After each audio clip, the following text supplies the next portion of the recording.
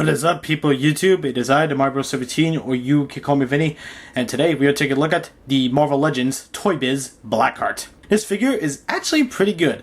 Despite it being an older figure, it still has some qualities that not even Hasbro can match in today's standards. This is a great figure, and I think for any BlackHeart fan, or for any fan that likes a Ghost Rider, and obviously BlackHeart is Ghost Rider's enemy, I think people will like this figure a lot. It's a nice figure. I think it's underrated, and I don't really see people talking about it too much.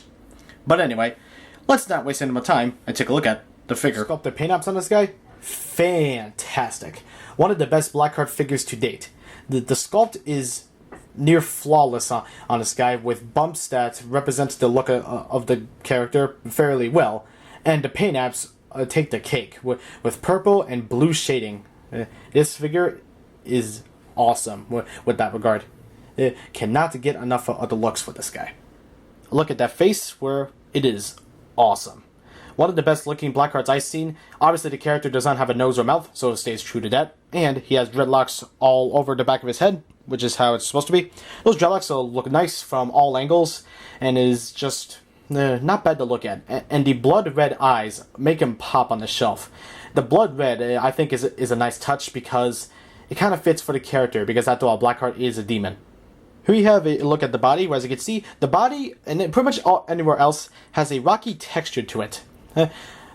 Makes sense, I guess, for BlackHeart. I didn't really see him have that kind of texture, but, you know, makes sense, since he is technically demon. So, it's a nice touch. And the blue paint apps, the blue shading, I mean, is nice to look at. BlackHeart's primary color is pretty much purple, but it's mixed in with blue. Blue and purple shading all over this figure, and it really makes him look awesome. Here you have a look at his back, where as you can see, the muscular and rocky sculpt continues, and as well as the blue and purple shading paint apps. They look awesome, and really do make the figure pop. Not to mention that muscular sculpt is also nice to look at. It really makes him seem like BlackHeart, because that's what he is.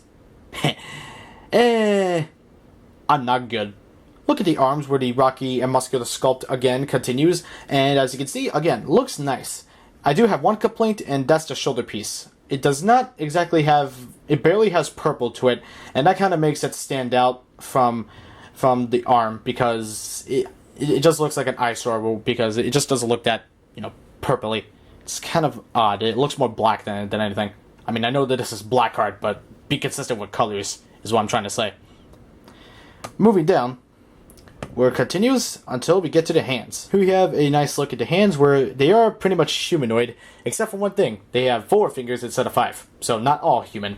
Moving down, we have BlackHeart's legs, where the muscular and rocky sculpt continues, and does look awesome as always. The purple and blue paint apps continue, and again, looks friggin' awesome. No complaints at all. And the toes are these weird dinosaur-looking toes. I know they're not technically dinosaur, but still. It's true to BlackHeart, because that's how BlackHeart's feet were in anything, whether it be video games or well, just comics. You know? Still. Makes sense. Here we have a look at BlackHeart's tail, where the rocky sculpt continues. There's not really much muscle to it. I mean, it's a tail. Well, why would there be any muscle? So it continues, and yeah, again, it looks awesome. There's some blue, purple, pretty much the usual colors for BlackHeart, and makes them pop. So when it comes to sculpted paint apps, BlackHeart is great. She looks just like BlackHeart, and just a damn awesome piece to have.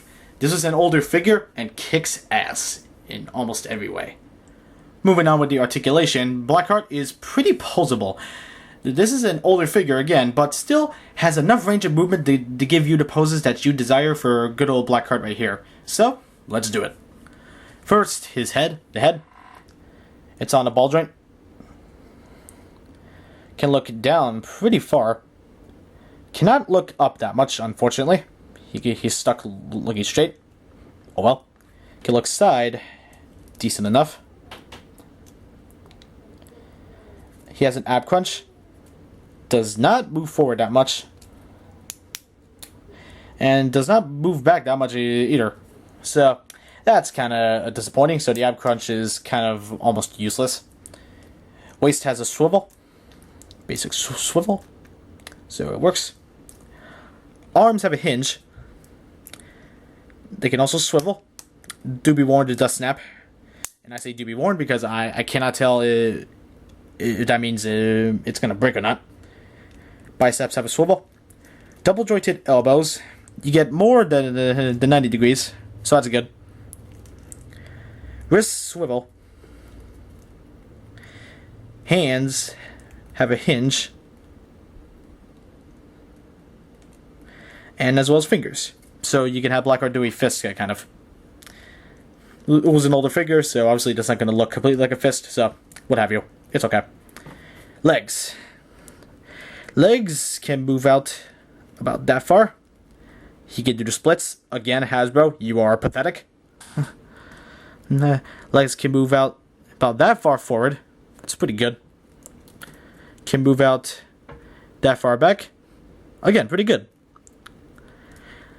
Knees are double jointed.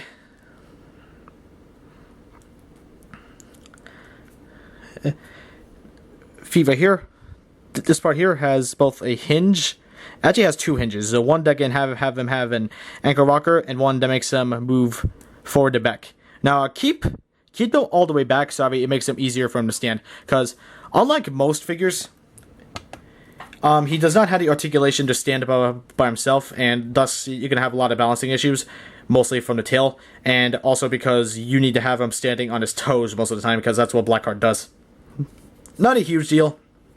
Makes sense for BlackHeart, but you know, I do understand why people complain about that.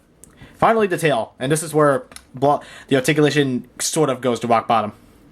Why? Well, it has a bendy wire. Now, I would complain about that automatically because, you know, oh, bendy wire, but you know, I should not complain about that because this is an older figure, so I'm gonna have to forgive it. But here's the problem: it's not very flexible at all.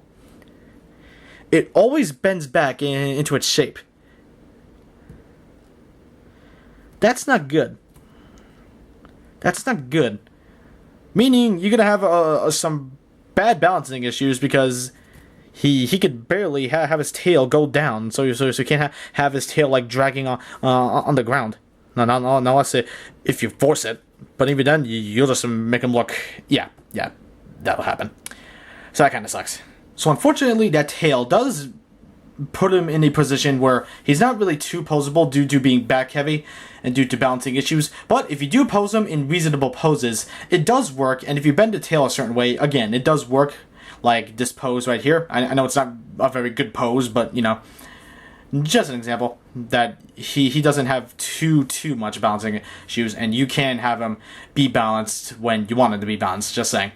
But still, if you need him in reasonable poses, this helps. But if you want him in dynamic poses, like when he's doing a high jump kick, you're gonna need Tamashii Stage Serve for that, buddy. Sorry. But still, posability is not too bad. Okay, so in terms of scale, he stands a bit over 8.5 inches to the top of his hair. Or dreadlocks, tendrils, whatever. Here he is compared to the Marvel Legends Spider-Man and the Marvel Legends Civil War Black Panther. And as you can see, they are BlackHeart towers over both of them. And the Marvel Legends Venom and the Marvel Legends Captain America.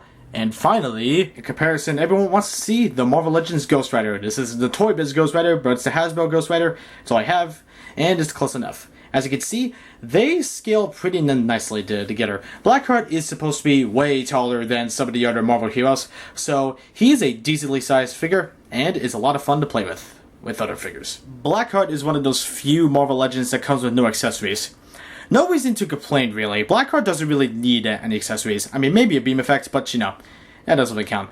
I'm also not counting that comic book and the Onslaught Build-A-Figure piece, as well as the trading card.